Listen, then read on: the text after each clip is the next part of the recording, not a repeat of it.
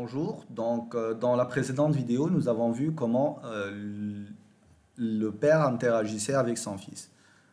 On avait vu que puisque le parent pouvait voir directement son fils, il allait utiliser le property binding, sauf que, étant donné que les propriétés du composant étaient juste visibles au niveau du composant, on avait ajouté le @input pour dire que cette propriété-là, elle peut être visible par tout le monde, par le parent. D'accord? Maintenant, on va voir l'autre côté. C'est-à-dire quoi? C'est-à-dire qu'on va essayer de voir comment faire lorsque on veut que le fils interagisse avec son frère. Le problème ici, c'est que en regardant là, mais en essayant de faire tous les efforts du monde, l'enfant il n'arrive pas à voir le parent. Et c'est normal parce qu'il ne sait pas qui l'a appelé, puisque c'est l'appelant qui va faire l'appel de l'appeler. D'accord? Donc, on ne peut pas faire du property binding. Maintenant, il faut chercher une alternative pour pouvoir trouver une solution à ça. L'idée est toute simple. Le parent, il voit son fils, et en plus, il peut écouter les événements qui vont être déclenchés au niveau de son fils.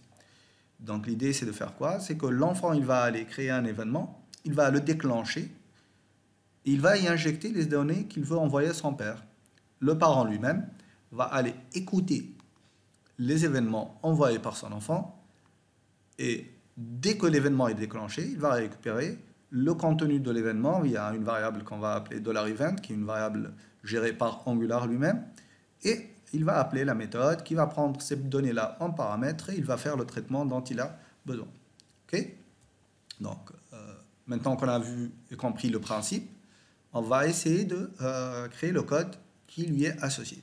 Donc ici, au lieu d'avoir un input, on va aller créer un output. Donc voilà, donc le output, il se trouve au niveau du Angular Core. D'accord?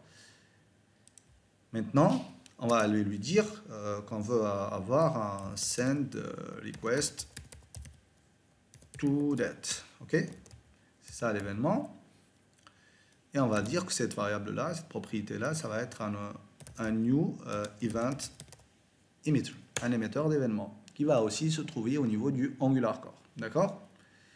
Juste pour que vous voyez ce qui se passe, ici, si j'enlève ça, ok, et que là, je vais aller chercher les propositions, je vais avoir plusieurs propositions. Nous, on doit avoir cet objet-là qui se trouve au niveau du Angular Core. D'accord? Très bien. Maintenant, on a un émetteur d'événements, mais on n'a pas encore émis cet événement-là. Donc, on va dire que au clic sur un bouton du côté du fils, il va aller créer l'événement et le déclencher. Donc, on va créer une méthode send event, trigger event, ce que vous voulez.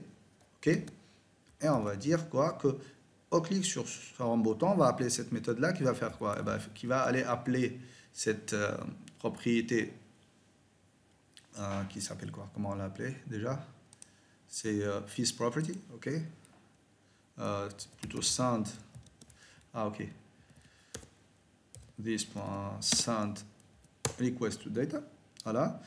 Et on va prendre cet événement et on va le mettre. Et là, on peut mettre ce qu'on veut.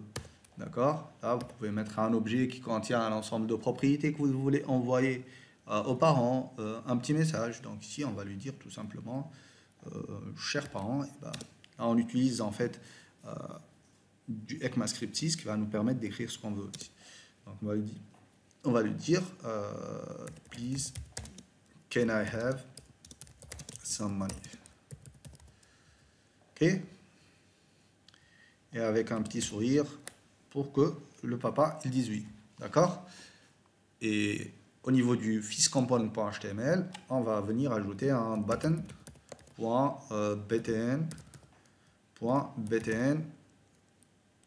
danger. Ok? Et là, on va request for money. Ok? Donc, lorsque je vais cliquer sur ce bouton-là, il faudra que vous alliez déclencher la méthode sendEvent. D'accord? Maintenant, en cliquant sur ce bouton-là, on va appeler la méthode sendEvent. SendEvent, elle va prendre ce sendRequest toData qui a un output de type event emitter et elle va mettre l'événement qui va s'appeler donc send request toData et elle va y mettre et insérer ce petit message là. D'accord? Donc toute la partie qui concerne l'office a été faite du point de vue TypeScript. Maintenant, on va aller du côté du parent et on va voir qu'est-ce qu'on doit faire. Bah, tout simplement, le parent, il va aller écouter cet événement-là. Donc, au niveau du AppFis, directement, déjà, on a cet événement. On va écouter le send request to data event et dès qu'on a cet événement qui est déclenché, on va appeler une méthode qui s'appelle process request. OK?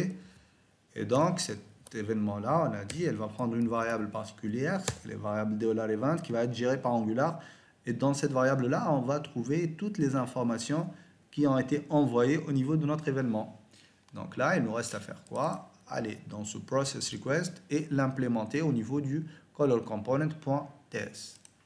Voilà. On va venir ici, on va lui dire qu'on a avec un petit message ici, ou bien du data, ou tout ce que vous voulez. On peut lui dire qu'on peut prendre n'importe quel type de message, donc de type any, tout simplement. Juste dire.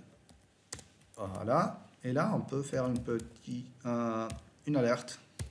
Alerte du message envoyé par le fiston. D'accord? Donc maintenant, on va aller voir si ça marche ou pas. Je vais aller lancer mon serveur. Donc ng serve voilà, -o. OK?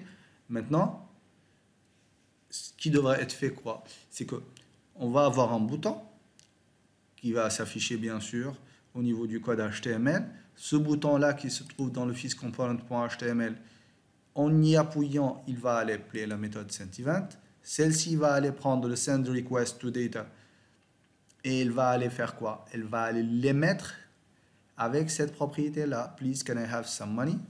Ensuite, le parent va écouter cet événement-là. Dès que l'événement est déclenché, il va appeler la méthode processRequest avec comme propriété l'event.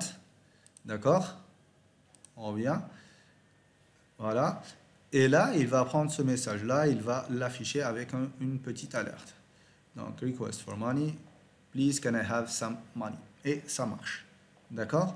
Donc ça nous a permis de voir comment on a pu injecter des informations du parent vers le fils. Et maintenant, en utilisant le event binding, on a pu transférer des informations du fils vers le parent. Et bien sûr, ici, n'importe quel élément composant qui va avoir comme fils notre son component, child component, il pourra toujours écouter le même événement et récupérer les mêmes propriétés. Voilà.